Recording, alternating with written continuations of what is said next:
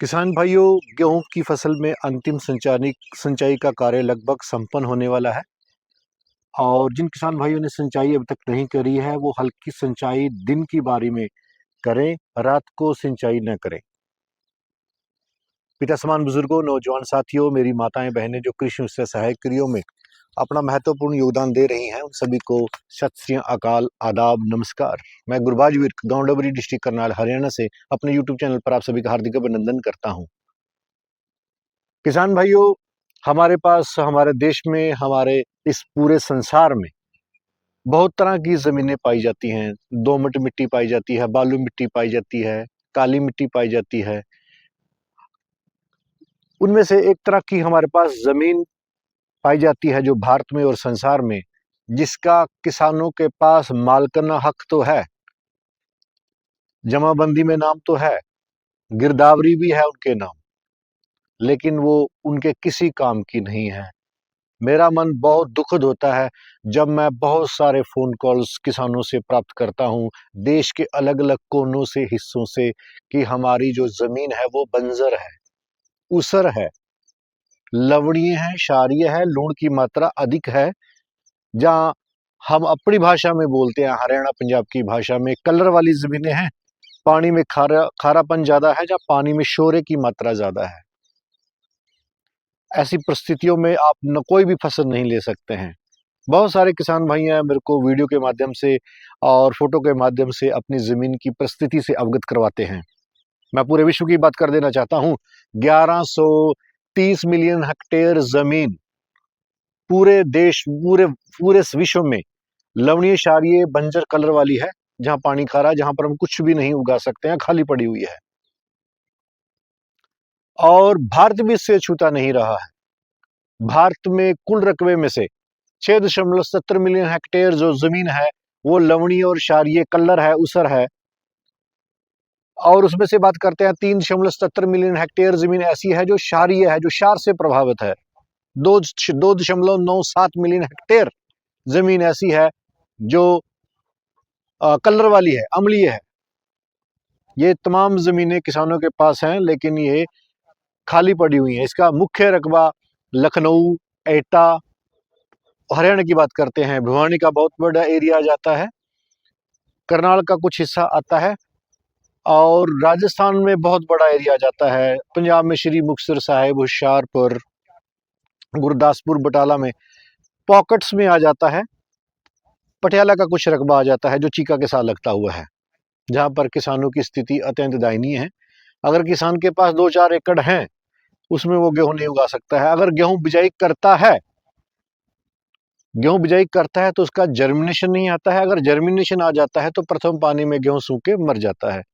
ऐसी परिस्थितियों में भारतीय कृषि अनुसंधान परिषद का एक अभिन्न अंग जो संस्थान है, खोज केंद्र है, वो एक करनाल में स्थित है। जिस जैसे कि आप वीडियो में देख रहे हैं, मैं केंद्रीय मृदा लवणता अनुसंधान संस्थान, जो कि करनाल में, करनाल, सीतामाई, काछवा, डांड रोड के ऊपर स्थित है, वहां से एक वैरायटी सन 2023-24, 13-14 में रिलीज की जाती है, KRL 210। उसके ऊपर मैं गहन चर्चा कर रहा हूं। जिस फील्ड में हम खड़े हुए हैं, यूनिवर्सिटी का मदर सीड है, उससे हम 4 एकड़ में बीज उत्पादन। हालांकि मैं यहाँ बता देना चाहता हूँ कि बीज की डिमांड अधिक होने के कारण बीज हमेशा कम रह जाता है। हमारा फील्ड भी सीमित मात्रा में उगा पाते हैं। अब की बार थोड़ा प्रोग्राम को एक्सटेंड हमने किया है। हमारा प्रयास रहेगा कि किसानों तक KRL 210 और 283 मुहैया कराया जाए। मैं इसकी विशेषताएं बता देता हूँ। स्थान इसकी बिजाई 1 नवंबर से लेके और 15 से 20 नवंबर के बीच में रिकमेंड कर देता है, क्योंकि मात्र 147-48 दिन में ये पक्के तैयार हो जाती है। अपनी जमीन का पीएच वैल्यू जरूर चेक कराएं। जिन जमीनों का पीएच वैल्यू 5.5 से ऊपर है, 6.5 से ऊपर है, जहां उसमें लवण और क्षार की मात्रा अधिक है, वहां पर इसकी हम बिजाई बड़े स्तर पर कर सकते हैं। हमारा जो जमीन का पीएच लेवल्ड है वो 5.5 से लेके और 6.5 के बीच में होना अनिवार्य है। अगर 6.5 से भी, 5.5 से भी नीचे है तब भी हम उसका उत्पादन नहीं ले पाएंगे। अगर ज्यादा है तब भी हम उसका उत्पादन नहीं ले पाएंगे। 6.5 से ऊपर वाली जमीनों में मैग्नीज की कमी हो जाती है, और 5.5 से कम वाली जमीनों में पीएच वैल्यू में वहां मैग्नीशियम सल्फेट की कमी हो जाती है, जिससे गेहूं को इन दोनों तत्वों को भरपूर मात्रा में आवश्यकता पड़ती है। किसान भाई उसके पौधे की कद की बात करते हैं तो इसका जो पौधा है मात्र 95 से 100 सेंटीमीटर में, ये 95 से 98 सेंटीमीटर इसकी हाइट है और बेशुमार फुटाव करती है ये। यहाँ तक कि इसका जो रंग है वो काफी गहरा हरे रंग का है और इसमें क्लोरोफिल की मात्रा अधिक है, जिससे पौधा प्रकाश संश्लेषण की क्रिया के माध्यम से और सूक्ष्म तत्व मिट्टी से लेकर बड़े स्तर पर क्लोरोफिल बनाने में भरकस प्रयास करता है और एक अच्छा उत्पादन किसानों को देता है। ऐसा देखा गया है हमारे अनुभव में। और किसानों के जो फोन कॉल्स आते हैं, कुछ किसान ऐसे हैं जिनकी जमीनों में सिर्फ 10 क्विंटल का उत्पादन आता है। जिन किसानों ने इसका केरल 210 का बीज लगाया वो 15, 16, 17, 18 क्विंटल तक भी चले गए। और कुछ किसान जिनके खेत खाली रह जाते हैं, उन्होंने 20 क्विंटल तक का भी उत्पादन लिया। बहुत सारे किसान भाई हैं। पेहवा से बटेड़ी गांव आता है और रोहतक में महम गांव आता है, जहां पर लवणी और क्षारीय की समस्या बनी हुई है। अब भी वहां समस्या है, सेम की समस्या बहुत ज्यादा है। अगर किसान भाई अपने खेत में कोई अन्य वैरायटी लगाकर 15-16 क्विंटल उत्पादन ले रहे हैं तो आप निश्चित रूप में इस वैरायटी का 24 क्विंटल तक उत्पादन ले सकते हैं। ये अपने आप में बहुत बड़ा उत्पादन है। किसान भाई ध्यान दें, इसमें पीला रतुआ और भूरे रतुए का प्रकोप नहीं आता है। इसका दाना मध्यम मोटे आकार का होता है। इसकी चपाती की गुणवत्ता अपने आप में सर्वश्रेष्ठ है। इसमें प्रोटीन, जिंक अधिक मात्रा में पाया जाता है, जो हमारे स्वास्थ्य के लिए लाभप्रद होता है। और इसके चपाती का स्कोर भी अपने आप में बहुत बढ़िया है। 10 में से 8 अंक इसको दिए गए हैं चपाती की स्कोर की बात करते हैं तो। किसान भाइयों, ये जो किस्म है, संस्थान ने इसके साथ साथ और किस्में भी रिलीज करी हैं, उसके ऊपर भी हम वीडियो को शूट करके आपसे अवगत कराते रहेंगे।